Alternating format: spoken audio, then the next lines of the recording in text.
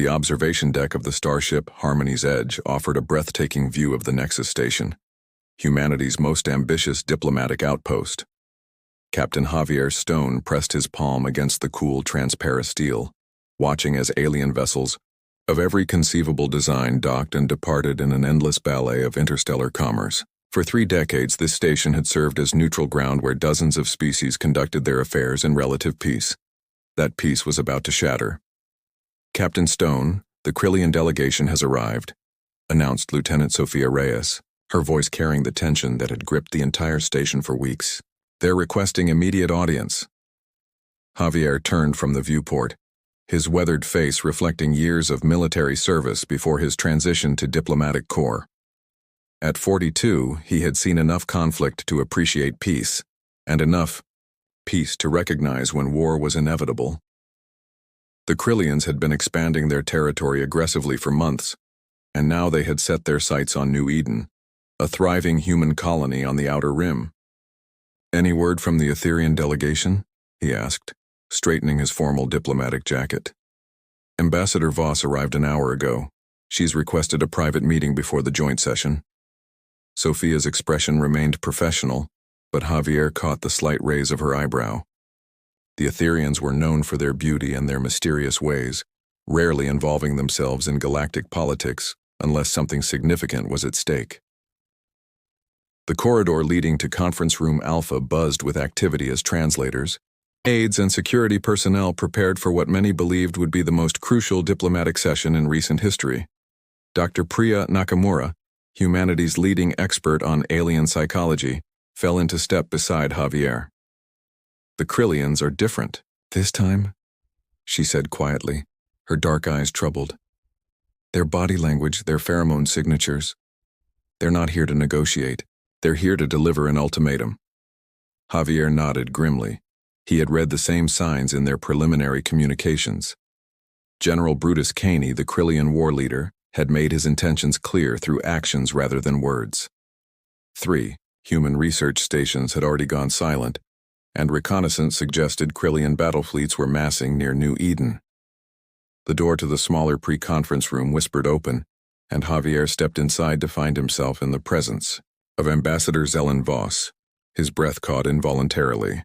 The Etherians were renowned for their otherworldly beauty, but seeing one in person was still a shock to the system. Zelen stood nearly 6 feet tall, her skin possessing an opalescent quality that seemed to shift between pale silver and soft blue depending on the angle of light. Her hair, if it could be called that, appeared to be composed of fine crystalline filaments that caught and refracted light in mesmerizing patterns. But it was her eyes that truly captured him. Large, luminous orbs of deep violet that seemed to hold galaxies within their depths. "Captain Stone," she said, her voice carrying a musical quality that resonated strangely in his chest.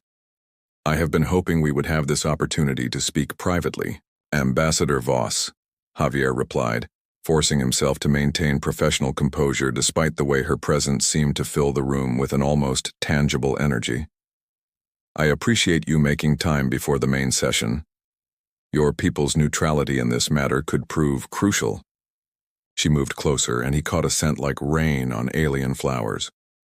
"Neutrality may not be possible in this instance. The Krillians have made overtures to our empire. They seek our compliance in their expansion." "And your response?" Zelen's expression grew troubled, the crystalline patterns in her hair shifting to deeper hues. "My Empress values peace above conquest, but she also values the survival of our people. The Krillians have made it clear that opposition to their expansion would be unwise." Javier felt a chill that had nothing to do with the station's climate control.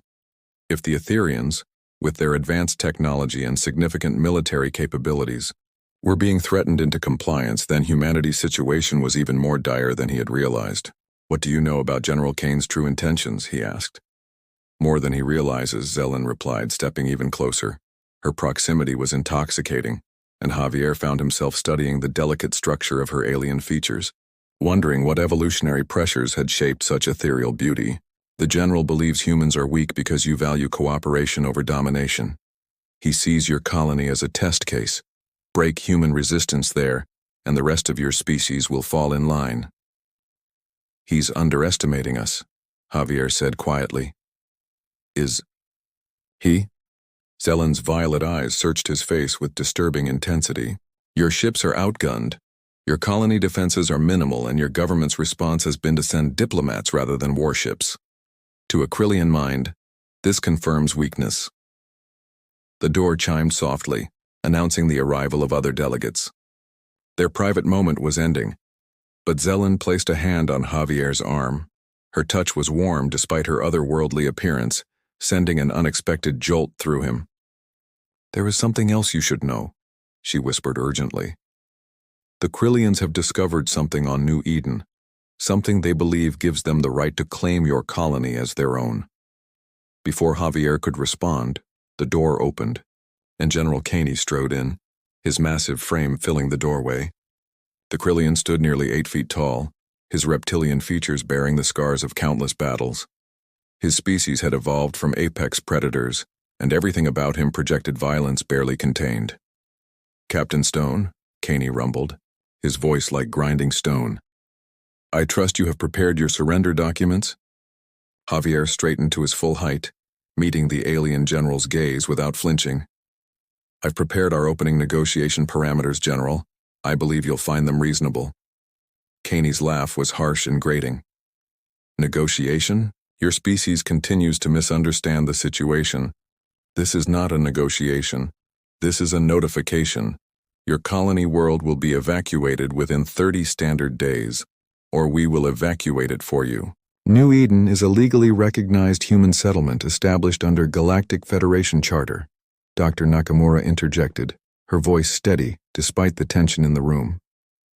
Any hostile action against it would constitute an act of war against humanity. War? Caney's reptilian features twisted into what might have been a smile. Your species knows nothing of war. You play at diplomacy while we perfect the art of conquest. Your federation is a collection of merchants and philosophers. We are warriors born. Zelen watched the exchange with growing alarm, her crystalline hair shifting to darker patterns. Javier caught her eye and saw something there that surprised him. Not just concern for the political situation, but genuine worry for his personal safety. Perhaps, Javier said carefully, we should move to the main conference chamber where all parties can present their positions formally. The next hour tested every diplomatic skill Javier had developed over his career. Caney presented his demands with brutal simplicity. Humanity would evacuate New Eden, acknowledge Krillian sovereignty over the system, and provide reparations for what he termed unlawful occupation of Krillian territory. The human delegation's counter-arguments were met with dismissive gestures and thinly veiled threats. Worse, the other alien representatives seemed reluctant to oppose Krillian demands directly. Fear was beginning to override justice in the galaxy's political calculations. Throughout the session, Javier found himself increasingly aware of Zelen's presence. She spoke little, but when she did, her words carried weight that even Caney seemed to respect. Her species' technological superiority was well known, and their military capabilities were rumored to be extraordinary.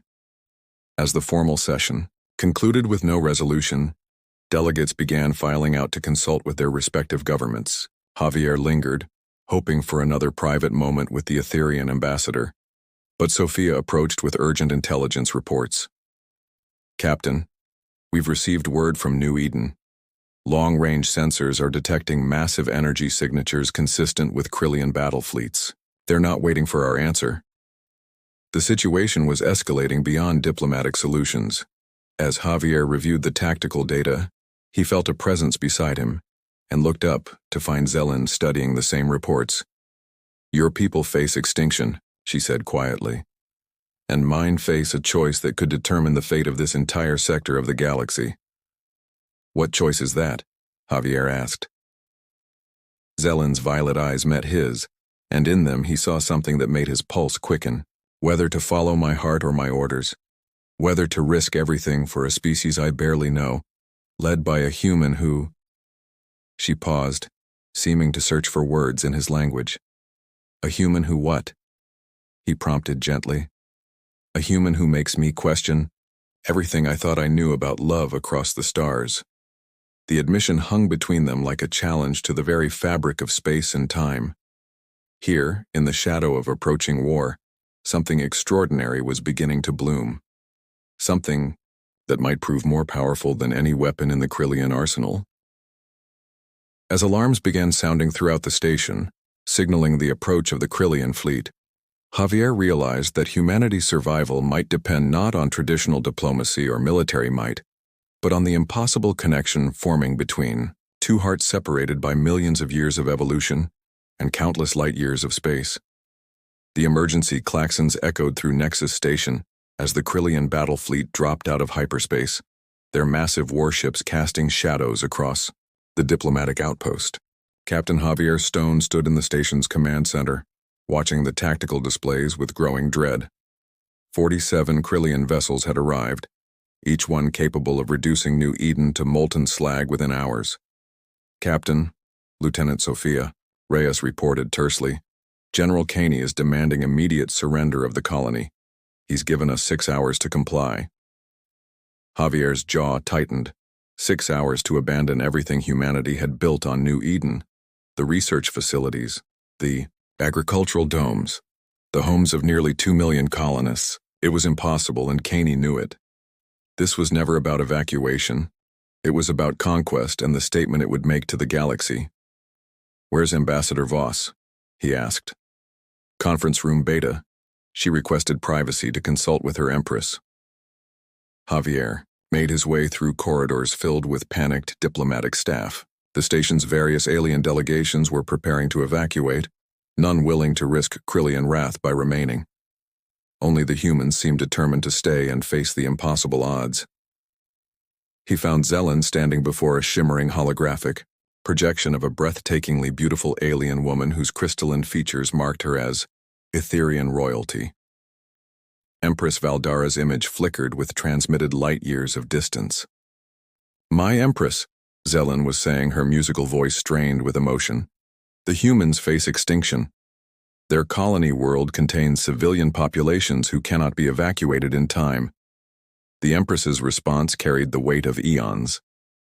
"And yet, you ask me to risk our entire civilization for a species we barely know? The Krillians have made their intentions clear.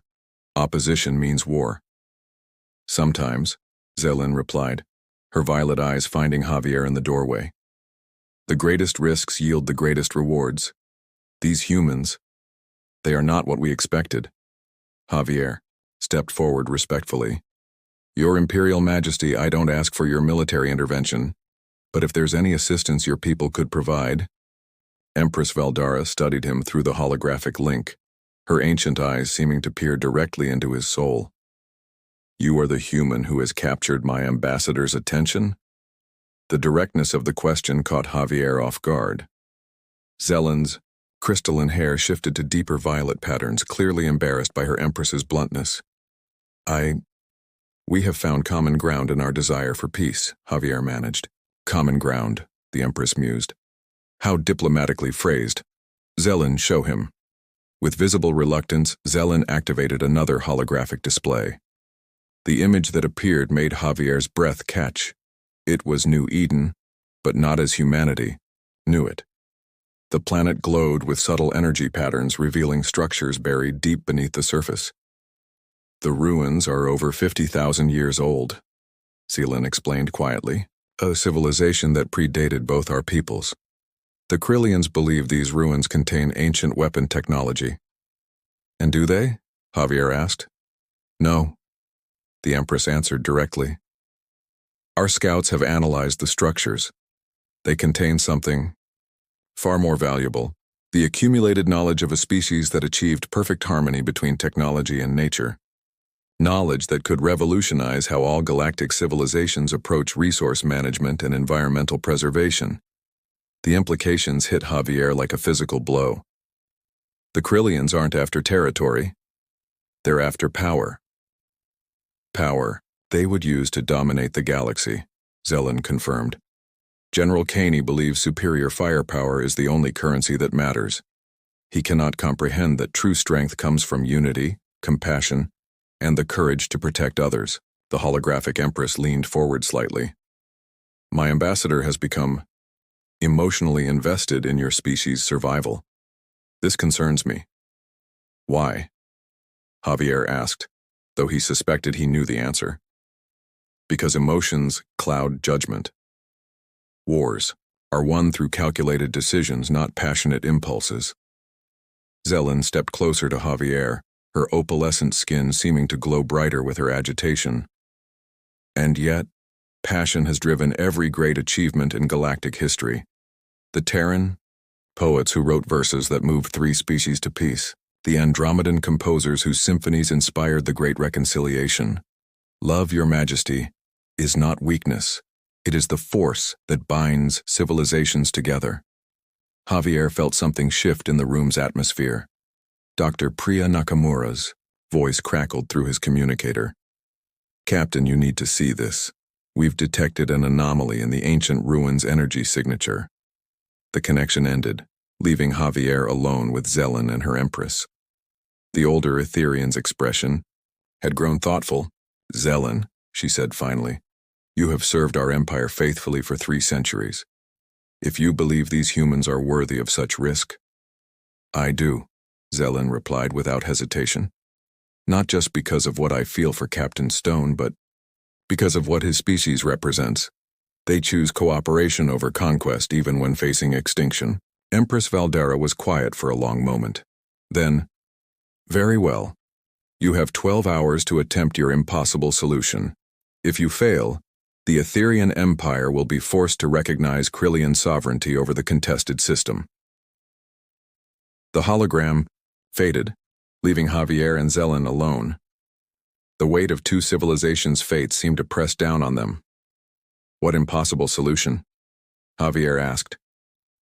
Zelen moved closer, close enough that he could see the subtle patterns of light that played beneath her translucent skin. The ancient ruins aren't just repositories of knowledge. They're a communications network, designed to connect compatible consciousness across vast distances. You're talking about some kind of telepathic link? More than that. The builders of those ruins believed that understanding between species required more than language. It required shared experience. The network can temporarily merge the consciousness of beings from different species, allowing them to truly understand each other. Javier stared at her. That's dangerous, unprecedented, possibly fatal, Zelen finished. But if we could, make General Caney experience what it means to be human, to feel your species' capacity for love, sacrifice, and hope, he might understand that conquest is not strength. The plan was insane. It was also their only chance. 2 hours later, they stood in the ancient chamber beneath New Eden's surface. The ruins hummed with energy that made Javier's skin tingle. Dr. Nakamura had managed to partially activate the consciousness-sharing network, but the process remained largely theoretical. General Caney had accepted their invitation to witness what he assumed would be humanity's final surrender. His massive form dominated the chamber as he studied the ancient crystalline structures with predatory interest. Impressive technology, he rumbled. It will serve the Krillian Empire well. General, Javier said quietly, before you claim this place, there's something you should experience. I experience victory, human, nothing else matters. Zelen stepped forward, her form ethereal in the chamber's strange light. Even you must be curious about how this technology works. One brief demonstration, and then the planet is yours. Caney's reptilian features twisted with suspicion, but curiosity won. He approached the central crystal formation as Javier and Zelen took positions at adjacent nodes. The network activated with a sound like singing crystal. Suddenly, Javier's consciousness exploded outward, touching minds across space and time. He felt Zelen's thoughts merge with his own, her wonder at human resilience, her growing love for a species she had barely known, her desperate hope that understanding could triumph over fear. But most powerfully, he felt General Kane's consciousness forced into unwilling contact with human experience. The Krillian general, for the first time in his existence, experienced fear. Not his, own but that of the colonists facing destruction. He felt a parent's desperate love for their children, a scientist's wonder at discovery, an artist's joy in creation. The shared experience lasted only moments, but those moments contained lifetimes of human emotion and connection. When the network powered down, Caney staggered backward, his massive form shaking. "What have you done to me?" he demanded. But his voice had lost its earlier certainty. "We've shown you what it means to be human," Javier replied gently. "The courage to love others more than yourself, the strength to build rather than destroy, the wisdom to know that true power comes from unity, not domination." Caney's eyes, reptilian, ancient, hardened by countless battles, were filled with something that might have been tears. "I felt their fear, their love for each other." "How do you bear such intensity?" "By sharing it," Zelen answered. "By choosing connection over isolation, cooperation over conquest." The general was quiet for a long time, his predatory stance slowly giving way to something more reflective. When he finally spoke, his voice was different. Softer, more uncertain, quiet. "People have forgotten what it means to feel for others. We have been warriors for so long that we have forgotten how to be anything else." "It's not too late to remember," Javier offered. 3 days later, the Krillian fleet withdrew from New Eden's system. General Caney announced to a shocked galaxy that the Krillian Empire was implementing new policies regarding territorial expansion, policies that emphasized cultural exchange over conquest. On Nexus Station, as diplomatic relations slowly normalized, Javier found Zelen on the observation deck where their story had begun. The stars seemed brighter somehow, full of possibility rather than threat. "Your Empress must be pleased," he said, moving to stand beside her. "She is, intrigued by recent developments," Zelen replied, her crystalline hair catching starlight. "Both political and personal. And what about you? What does an Etherian ambassador do when her mission is complete?" Zelen turned to face him, her violet eyes holding galaxies of unspoken promise. "Perhaps she considers new assignments. There is much about human culture that requires extended study." Their kiss was like the fusion of stars. Two different forms of energy creating something entirely new. Around them, the galaxy continued its ancient dance, but now it danced to a rhythm of hope rather than fear. As they held each other in the starlight, both understood that they had discovered something more valuable than any ancient technology or military victory. They had found love that could bridge any distance, overcome any difference, and prove that the greatest strength in the universe was not the power to destroy, but the courage to connect. The final warning humanity had given the galaxy was not delivered through weapons or threats, but through the simple, revolutionary act of choosing love over fear. And the aliens who had dismissed human weakness discovered, too late to stop it, that humanity's greatest strength was their ability to transform enemies into allies, one heart at a time.